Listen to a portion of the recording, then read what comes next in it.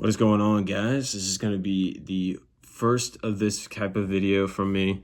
This is going to be what I'm going to call my prospect analysis, prospect preview type video, where I'm going to talk about guys that I've been buying this off season leading into the year, but also guys I'm going to be holding throughout the year that I think may have a call up at some point this year or make the team out of spring training. This is the best time of the year.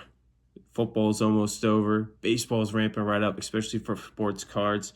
There's so many prospects out there that are just waiting for their time to be called, and these are some guys that I think might have the chance to be called up this year. And I'm really excited to be starting to talk about some of these guys because these are some guys I've been buying throughout the year or the past year and a half or so.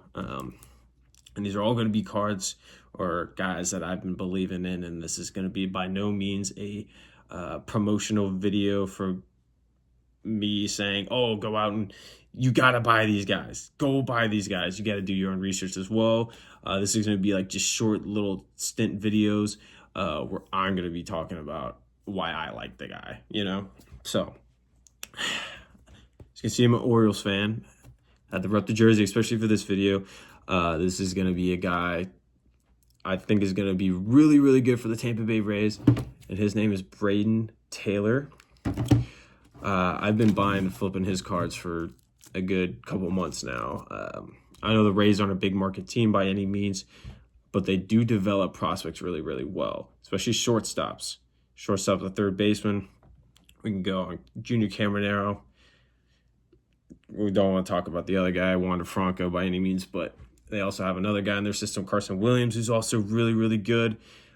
But they've also been developing these guys and getting guys that are big power potential. And that's what I really like about Brayden Taylor. Big left-handed bat, first-round pick out of TCU in last year's class, 2023 Bowman draft. Big power bat. In the totals in the minors last year, he hit about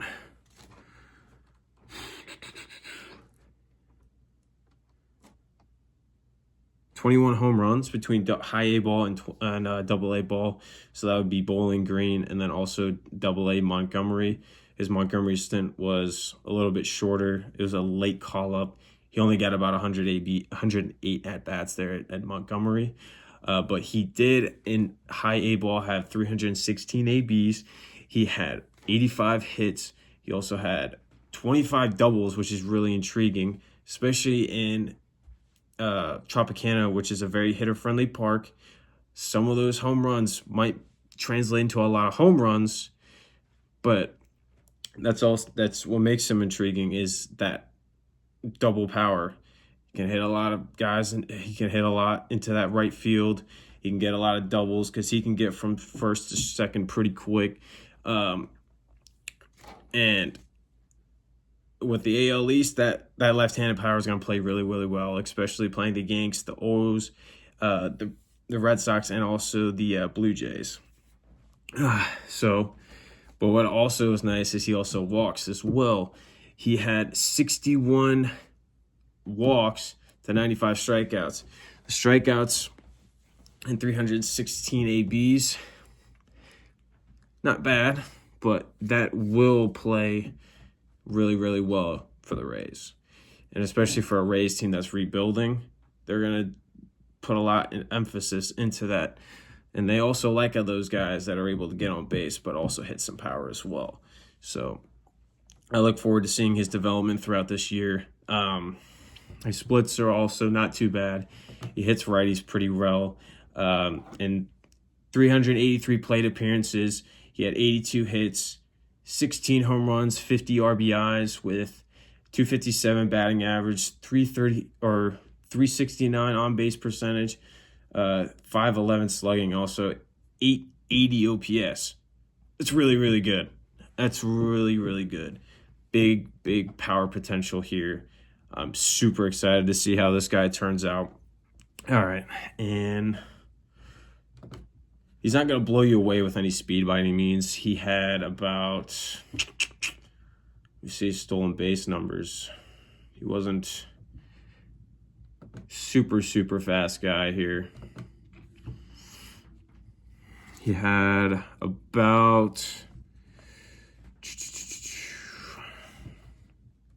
That's what I hate about some of these apps. They don't exactly post all of their stolen base numbers here. He had about 29 stolen bases in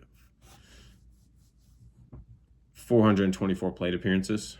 Not super, super fast, but on occasion he will steal some bases, which is not a bad thing.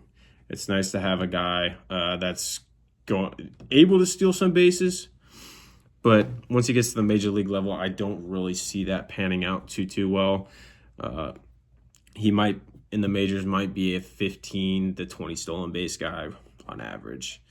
The Rays probably won't put a whole lot of emphasis on that, especially since they already have guys that can do that already up there at the major league level. Junior Caminero, another guy that can do that. So I don't think they will put a whole lot of emphasis that, especially on into his development within the next couple months. So moving into spring training, I haven't heard anything yet about that. I haven't heard if he's going to be making the spring training roster just yet. But I do assume he will get an opportunity, especially with how he performed last year, especially in the minors. I do expect him to at least get a spring training invite, but I do see him within the first half of spring training getting sent back down to minor league camp, and he might start the year double A.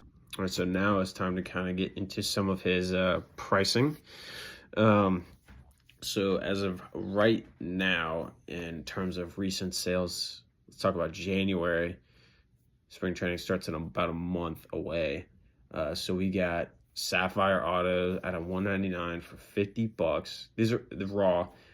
We have a first chrome autograph, not numbered, best offer for $60 on January 17th. So that's 2 sales within the same day. So you get the numbered Sapphire, which sometimes those cards are a lot easier to grade. Quality's a hell of a lot better than just the base chrome auto. Base chrome autos usually have a bunch of smudges and stuff like that, at least from 2023. Base refractors at a $4.99 or around that $20 range. You got blue waves for around $35, or base blues were around $35. And another one, Aqua Lava PSA 10, that's at a $199 auto for about $115, which isn't too bad of an investment. Or not an investment, but a good flip opportunity.